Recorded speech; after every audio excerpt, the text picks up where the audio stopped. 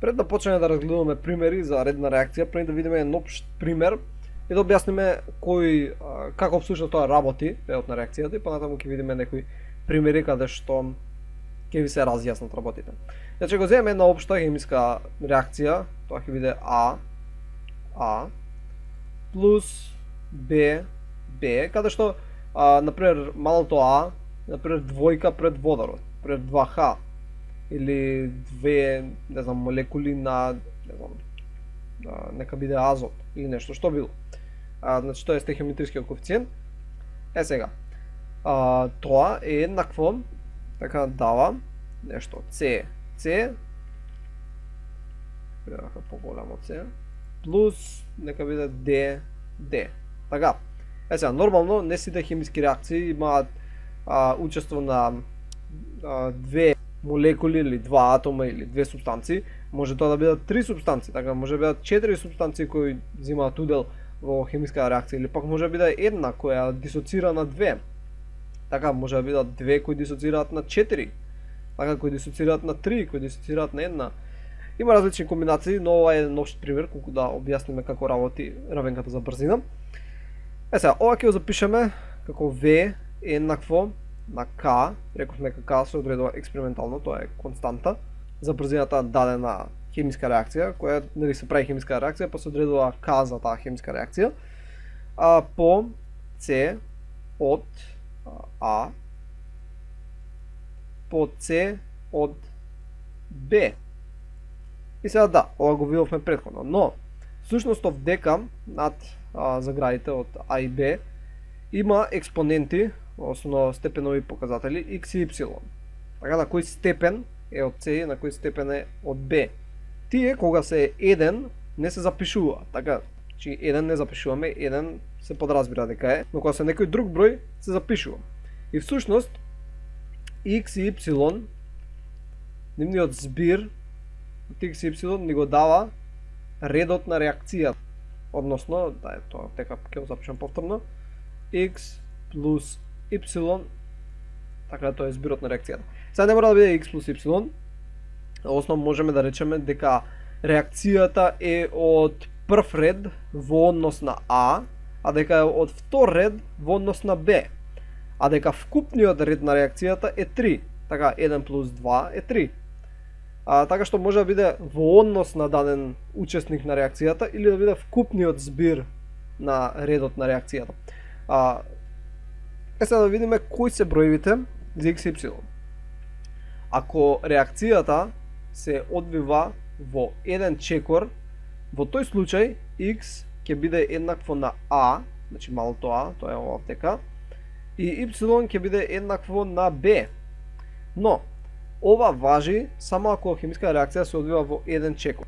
Сега ние кога ги запишуваме хемиските реакции на овој начин, најчесто ја запишуваме сумарната хемиска реакција, така не ги запишуваме сите чекори. Сега нормално ако идете на некој повисоко ниво, ќе се бара да се запишуваат сите чекори, но најчесто се запишува сумарната и не се запишуваат сите чекори. Сега не можеш секогаш да знаеш дали има повеќе чекори хемиска реакција, затоа се прави експеримент.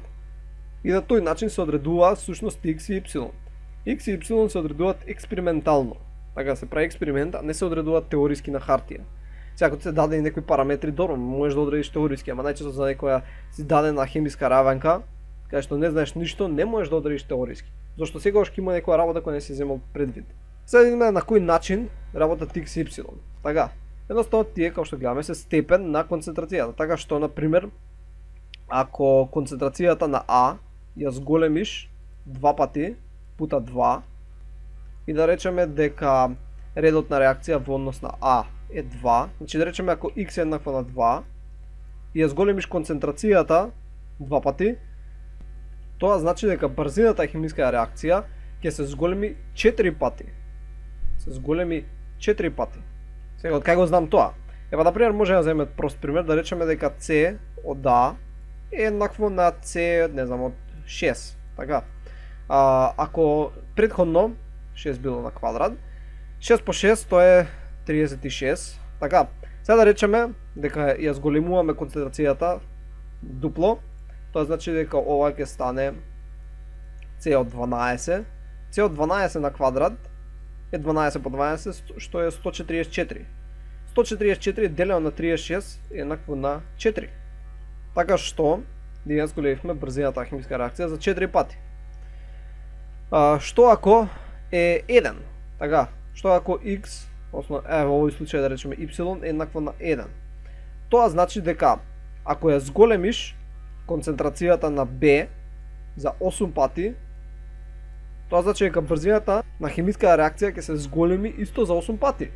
Например, ако y беше да речеме 0, може да имаме такви случаи. Например, ако y беше 0, тоа значи дека ако ја зголемиш концентрацијата на B 8 пати, нема ништо да се смени. Брзината на химиска реакција повторно ќе биде иста. Бидејќи без разлика колку ја зголемуваш 10 пати, 2 пати, тоа повторно ќе биде на нулти степен и нема да има никаква промена. Сега како всушност да пресметаш колку ќе се зголеми? Едноставно, например, ако имаш C од А, или што и да е тоа, ако C од А, например, нека биде тоа на трета, или полесно е на втора, да не рачунаме многу, ако ја зголемуваш концентрацијата на C, например, за 4 пати, тоа е исто како да го запишеш ова. Тоа е исто како да запишеш 4 на квадрат. Односно, тоа ќе биде 16. 4 по 4 е 16. Значи, брзината на химиска реакција ти ќе ја убрзаш 16 пати. Така, ова беше пута 4 пати. Сега, например, ако беше ова вдека 3, така ако ова беше 3, ако беше од трет ред во однос на А, тогаш и овдека ќе беше 3. Тогаш резултатот немаше да биде 16, него ќе беше 64. Значи, тогаш ќе убрзаше химиска реакција 64 пати, ако беше од трет ред во однос на А. И повторно се повторам, редот на реакцијата, значи X и Y, се одредуваат експериментално. Така се одредуваат експериментално. И многу се битни кога сакаме да убрзаме химиска реакција. Например, ако знаеш дека дека таму многу ми ичкрабано, земе тука вака простор. Например, знаеш дека химиска реакција во однос на А е од трети степен, така, а во однос на Б е од втори степен. Мислам, таа вкупната химиска реакција е од пети степен, но ако знаеш дека во однос на А е од трети степен и во однос на Б е од втори степен, тогаш би може да направиш многу и сакаш например да зголемиш брзината, така, сакаш да го зголемиш V, тогаш ти е многу попаметно да зголемиш концентрацијата на А, така, да зголемиш С на А, наместо да зголемиш С на Б. Зошто е попаметно? Бидејќи ова е на трети степен. Со мало зголемување на концентрацијата на А, ќе се зголеми многу и В. Така, значи малку ќе зголемиш концентрацијата на А многу ќе се зголеми концентрацијата на В. Така што ќе заштедиш на материјал, така. Не мора да зголемуваш концентрацијата на Б кузне колку. Наместо да зголемуваш многу на Б, ти можеш малку да зголемиш на А и ќе добиеш истиот резултат. Затоа е важно да се знае редот на реакцијата, или пак например ако ова е од нулти степен овдека, ти колку сакаш зголемувај, нема воопшто да се зголеми брзината. Бидејќи од нулти степен во однос на Б. Колку сакаш зголемувај концентрацијата на Б, нема ништо да се смени. Прв пример кој ќе земеме имаме една химиска реакција, нормално ова е експериментално одредено, така не мора многу да се замарате со тоа, но имаме, пред доле ќе ја запишам, или ќе почнам од горе па ќе идам надоле. Да, така е попаметно мислам. Имаме една химиска реакција, каде што имаме ено, азот моноксид. Сега може да го запишам дека тоа е во газ и дека реагира со озон O3, кој исто така е во гасовита агрегатна состојба. И тоа што се добива е всушност NO2 плюс O2. И овие се повторно во газ. И сега експериментално е утврдено дека всушност брзината е еднаква на константа по C од NO по C од 3. Се забележувате дека тука не запишав бројчиња, ама всушност кога не се запишува бројчиња, тоа значи дека е од прв ред. Така значи тука има кец и кец. Тоа значи дека, например, ако ја зголемам концентрацијата на азот моноксид, како јаглерод, Тоа значи дека, например, ја зголемам за 3 пати, тоа значи дека брзината на хемиска реакција ќе се зголеми за 3 пати. Ако ја зголемам оваа за 2 пати, тогаш брзината ќе се зголеми за 2 пати. Ако ги направам и двете, и ова го зголемам за 3 пати, и ова го зголемам за 2 пати, тоа значи дека вкупната хемиска реакција тоа ќе се убрза за 6 пати. Бидејќи, например, да дам пример, ако првично, без никакво зголемување, требало 30 секунди да се случи хемиска реакција, ако зголемам ова 3 пати, првично, ќе падне на 10 секунди, така? Падне на 10 секунди. И потоа ако го зголемам и ова 2 пати, ќе падне на 5 секунди. 30 делено на 5 еднакво на 6. Односно 6 пати се зголемила брзината. Добро, тоа беше реакција од прв ред, односно во однос на секој од учесниците, ама вкупната хемиска реакција всушност ќе биде од втор ред. Така, бидејќи имаме 1 плюс 1 еднакво на 2. Али се вика, например, дека е во прв ред во однос на азот моноксид и дека е во прв ред во однос на озонот. Добро, сега идеме на друг пример, каде што имаме реакција на разложување од јодов-водород, се прави јод и водород. Односно е вака, тоа ќе запишеме нека биде со бела боја. Значи имаме HI јодов-водород, нека бидат две молекули за да биде избалансирана, која се разложува на водород плюс јод. Така. Сега, оваа хемиска реакција се случува при одредена температура, така при одредено Т. Сега да речеме дека го имаме овој раствор на јодов-водород, така оваа супстанца, ќе ја брежиме со оваа боја нека биде. Ја ставиме во еден сад.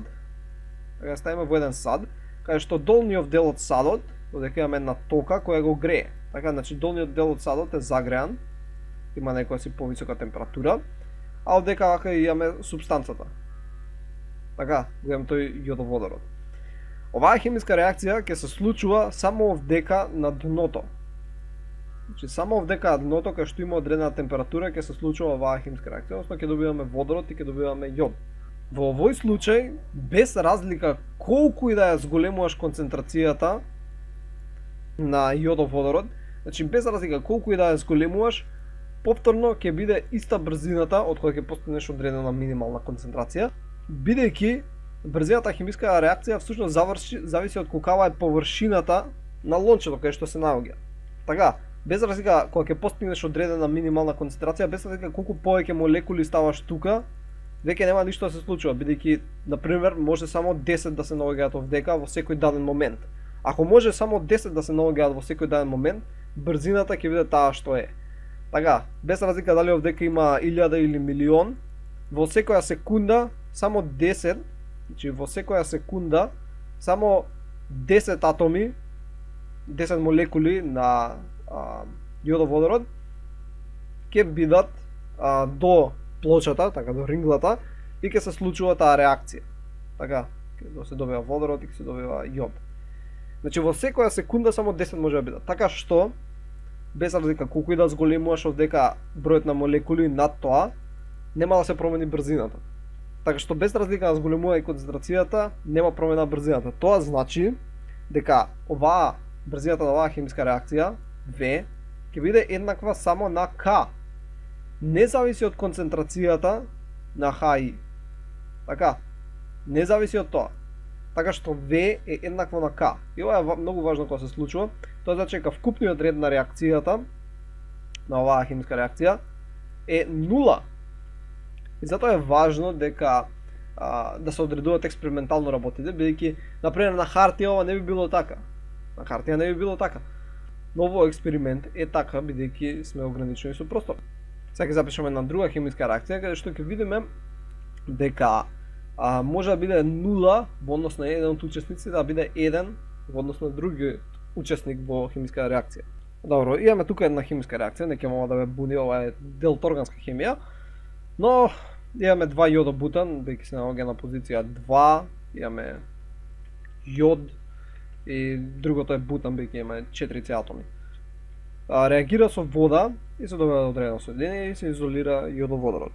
Сега, ако ве запишале равенката за брзина, тоа било V еднакво на K по C од првово соединение, така, плюс, односно по C од вода, така, H2O.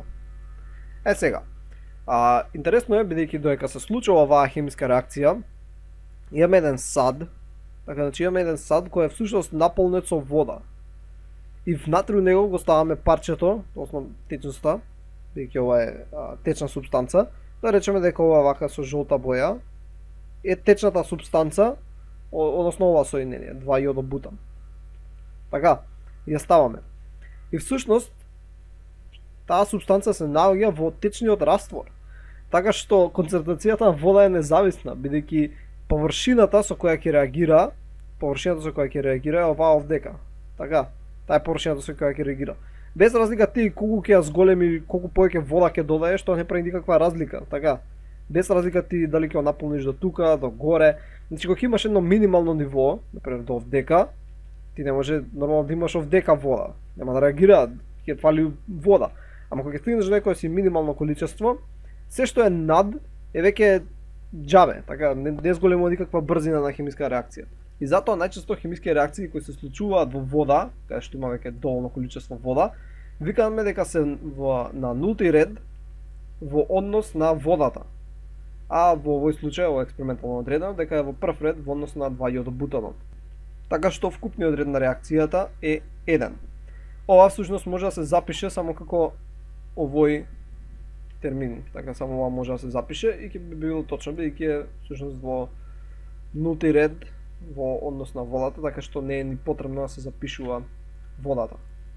Сега претходно реков дека не мора да е цел број редот на реакцијата, така што овдека имаме една хемиска реакција која е следнава. Ајде да го видиме овој овдека пример. Значи имаме CHCl3 кој реагира со Cl2, се добива CCl4 и HCl. Всушност едниот водород отишол тука, а едниот хлор отишол тука и се добило тоа. Сега, можеме да видиме дека експериментално е утврдено дека брзината хемиска реакција е од прв степен во однос на CHCl3, но е во степен на 1/2, односно 0,5. Сега, ако е 0,5, тоа всушност го рачунаме како корен од концентрацијата на Cl. Всушност, тоа значи дека концентрацијата на Cl, например, се зголеми 9 пати, тоа значи дека брзината хемиска реакција во однос на Cl ќе се зголеми само 3 пати. Така, што корен од 9. Но освен половинки, всушност може да постојат и негативни редови на реакцијата во однос на даден елемент. Например, за реакцијата 2, ќе зумираме уште повеќе, имаме повеќе место, 2 молекули на озон од 3, кои всушност дисоцираат, односно се враќаат вака, 3 молекули од 2. Сега, брзината на оваа трансформација е всушност V еднакво на K од C од 3, така по C од 2. Но ако ги ставиме експонентите, одека доаѓа 2, одека доаѓа -1. Нормално ова е експериментално потврдено, но ова значи дека ако ја зголемиме концентрацијата на O2, ќе се намали V, ќе се намали брзината. Односно, овој чекор, каде што O2 преминува во O3, е многу поспор, значи помало V има, ќе го забележиме, него овој чекор. Овој чекор има поголемо V. Така што, ако се зголеми концентрацијата на овој дел, значи ако се зголеми концентрацијата на O2, ќе иде многу поспоро реакција и тоа значи негативниот предзнак. Дека ако се зголеми концентрацијата на тој учесник во хемиска реакција кој има негативен предзнак, ќе се намали брзината хемиска реакција. Сега како за крај, сакам само да внесеме еден концепт на молекуларност на реакциите.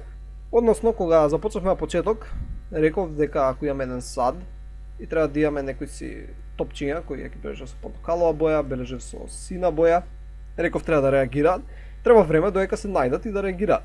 Но што ако за потребната реакција ни се потребни 3 топчиња? Што ако ни се потребни 4 топчиња?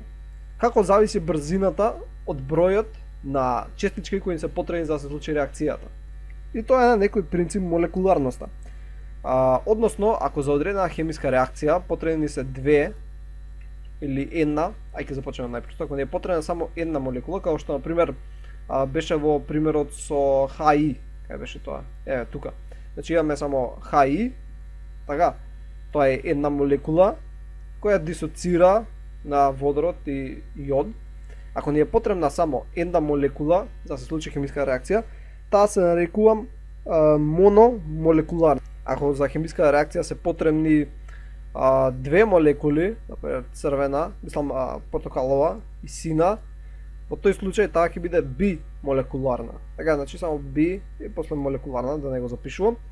Ако потребни се три молекули, например таа и оваа за да се случи хемиска реакција, таа ќе биде три молекуларна. И сваќате како оди ова, така. Што е поголема молекуларноста, полого е времето додека се случи хемиска реакција. Зашто например ќе се најдат овие две, например ќе треба некое време додека се најдат овие две, например тоа ќе треба 10 секунди. И потоа ќе треба време додека тие две не го најдат ова. Затоа ќе треба например уште 5 секунди. Сега некој ќе рече, добро, нема врска, прави нека се најдат овие две. Така, попосле нека го наоѓаат ова. Ама некогаш има правило. Некогаш први мора да се врзат портокаловата со сината, така, значи портокалово со сино, па после да се врзе зеленото. Не може да иде по кој било редослед. Например да речеш, нека се врзе први портокалово под зелено, па на крај нека биде синото. Значи мора да има некој редослед, зашто се одбива во различни фази. Например за оваа претходно што ја напишавме, каде што O3 преминува во O2, ова би било, например, тоа е мономолекуларна, нормално една молекула, но се одвива во повеќе фази. Значи тоа не е директно. Тоа вака ќе го запишеме. Значи започнуваме од една молекула на O3, која всушност се разложува на еден кислород плюс еден насцентен кислород, односно една половина од кислород. Или да не ве буни тоа, нека стои само еден кислород. Па понатаму друг атом на озон плюс, ево овде ќе обрежам со портокалова боја, за да знаете од кај доаѓа, плюс овој портокаловиот ќе се добијат две молекули на O2. Така, и затоа всушност имаме две молекули на O3 ни даваат три молекули на O2. Така овде ќе имаме 3, овде ќе имаме 2 и гледате така и си беше горе. Две молекули на O3 даваат три молекули на O2. Но сакам да напоменам дека се одвива во два чекора. Ова беше првиот чекор, ова беше вториот чекор. Иако, како што реков, ние најчесто ги запишуваме во дека се одвиваат како еден чекор, иако не е така за голем број реакции, тие се одведуваат постепено во неколку чекори. И сега колку само за крај напишаме на 3 молекуларна хемиска реакција, тоа се две молекули на азот моноксид се потребни да се судрат со една молекула на O2 да се добијат две молекули на NO2. Но за ова се потребни 3 молекули, бидејќи овдека како што можете да видите имаме две молекули на NO. Така значи имаме NO, првин тие треба да се најдат заедно, па потоа да го најдат кислородот, па да дадат две молекули на NO2. Значи на некој начин се потребни 3 молекули. 1, 2, 3. Значи оваа ќе биде 3 молекуларна хемиска реакција.